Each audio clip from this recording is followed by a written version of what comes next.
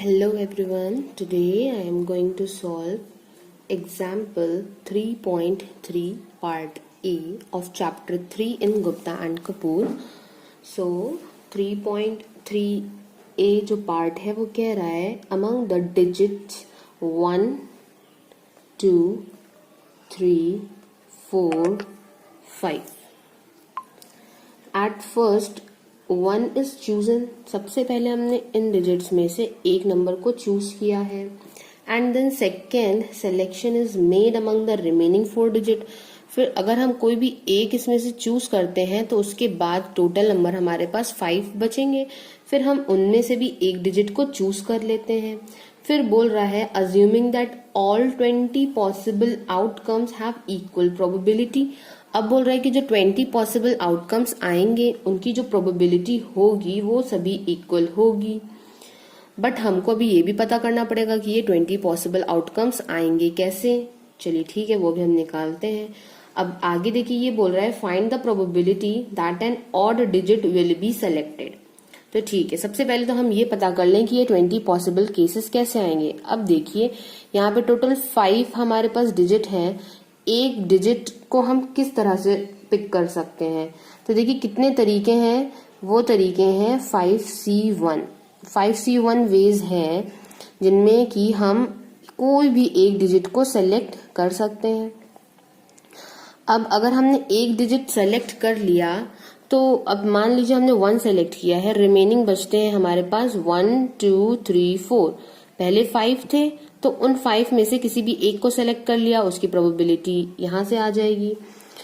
उसके बाद मतलब टोटल नंबर ऑफ केसेस यहाँ से आ जाएंगे. फिर अगर हमने 1 सेलेक्ट कर चुके हैं ऑलरेडी, अब बचे हैं हमारे पास 4 केसेस, तो इन 4 में से भी फिर हमको एक सेलेक्ट करना है. तो मान लीजिए इन 4 में से अगर हमें एक सेलेक्ट करना है तो उसको उठाने के कितने केसेस हो जाएंगे. तो टोटल तो बचे हैं 4 में से हमें सेलेक्ट करना है एक, तो ये 4C1 हो गया.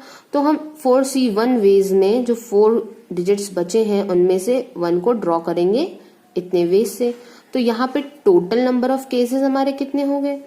5C1 को सॉल्व करेंगे तो आएगा 5, 4C1 को सॉल्व करेंगे आएगा 4. तो टोटल 20 केसेस इस तरह से हमारे आ गए. अब ये जो भी 20 केसेस हैं पिक करने के डिजिट को, तो वो हमारे विद इक्वल प्रोबेबिलिटीज हैं, ये क्वेश्चन में बोला गया है. अब इसके 3 पार्ट हैं. फर्स्ट पार्ट हमारा बोल रहा है कि find the probability that an odd digit will be selected at the first time. कि जो हम पहला डिजिट उठाएं इनमें से वो ऑड होना चाहिए, उसकी क्या प्रोबेबिलिटी है.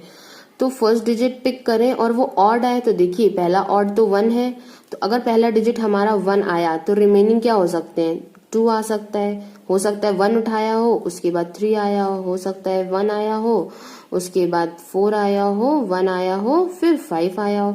तो ये तो चेंज होता जाएगा नंबर.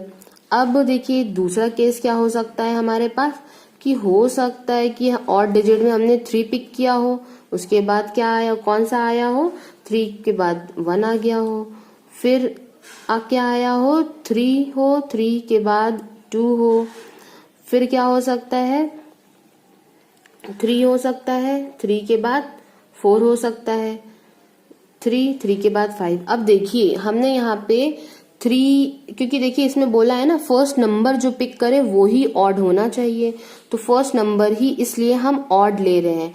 अब आप ये सोचिए कि हमने 3 के बाद 1 लिया, फिर 3 के साथ 2 लिया, अब 3 के साथ 3 क्यों नहीं ले रहे, क्योंकि जब ऑलरेडी हम 3 पिक कर चुके हैं ना, तो अब हमारे पास इस लाइन में 3 तो बचा ही नहीं है.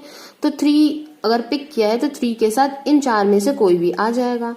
अब देखिए एक और ऑड डिजिट बचता है यहाँ पे 5, तो 5 के साथ भी, अब देखिए 5 हमने पिक कर लिया तो अब हमारे पास इतने नंबर बचे हैं, मतलब 5 का कॉम्बिनेशन इतनों के साथ होगा. तो 5 1 हो सकता है, 5 2 हो सकता है, 5 3 हो सकता है, 5 4 हो सकता है. बस तो अब देखिए ये टोटल केसेस कितने हो गए, ये टोटल 4 है, 4 3 12. तो टोटल हमारे पास फेवरेबल केसेस 12. अब इसकी ही तो हमें प्रोबेबिलिटी बतानी थी कि फर्स्ट नंबर हमारा ऑड पिक हो, ऐसे कितने केसेस हैं उनकी हमें प्रोबेबिलिटी बतानी है. तो इसकी प्रोबेबिलिटी हो जाएगी फेवरेबल केसेस 12 हो गए और टोटल नंबर ऑफ केसेस हमने निकाले थे, तो 3/5 आ जाता है इसका आंसर.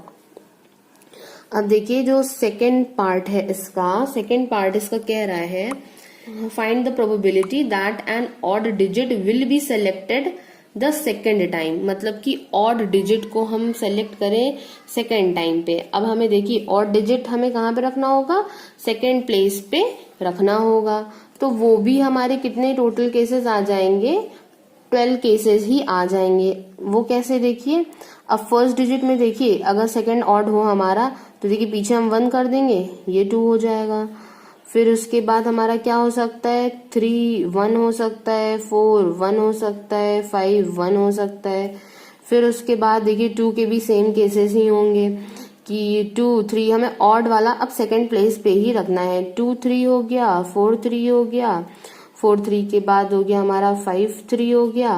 अब देखिए हमें 5 वाला केस जो आएगा वो भी ऐसे ही आएगा, 1 5 आ जाएगा, 1 5 आया, 2 5 आया, 3 5 आया और 4 5 आया। तो देखिए 1 2 3 4 5 6 7 8 9 10 11, एक शायद मिस हो गया है, 2 3 4 5 2 4 5, हाँ इसमें एक मिस हुआ है। यस एक ये जो केस था 3 1 के साथ वो मिस हो गया था। सो यहाँ पे भी देखिए टोटल 12 ही केसेस आए हैं, तो इसकी प्रोबेबिलिटी हम निकालेंगे तो क्या हो जाएगी, favourable cases upon total number of cases, तो वो भी क्या हो जाएगा हमारा 3/5 आ जाएगा।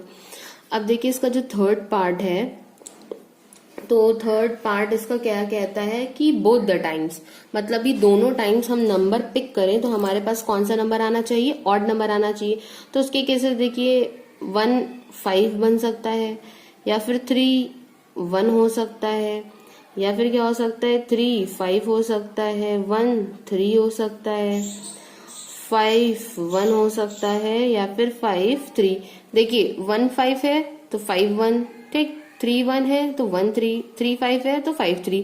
अब इसके अलावा और कोई केस हो नहीं सकता है क्योंकि जस्ट 3 नंबर्स ही ऐसे थे जो कि हमारे ऑड थे। तो 1 2 3 4 5 6, तो फेवरेबल केसेस कितने हैं, 6 हैं, टोटल नंबर ऑफ केसेस 20 हैं। तो यहाँ से आप इसको जब सॉल्व करेंगे तो आपका कितना आ जाएगा, 2 3 6 10, तो ये आपका आ जाता है इसका आंसर।